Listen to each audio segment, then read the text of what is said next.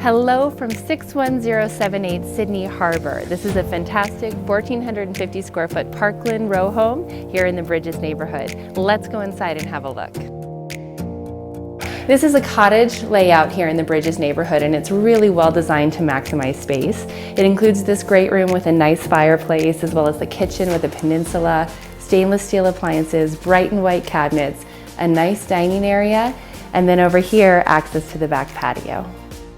Upstairs is this west-facing primary suite, which includes double vanities in the bathroom and a nice walk-in shower, as well as a large walk-in closet with big windows.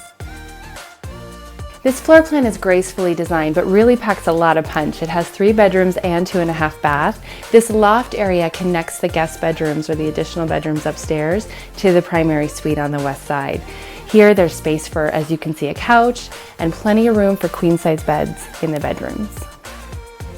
This home is completed by this covered side patio that's perfect for dining, grilling, or relaxing. The neighborhood is filled with amenities, from the Alpenglow park right across the street that was just completed in July of 2022, as well as the gym, pool, and clubhouse area here at the Bridges. It's a fantastic place to make home.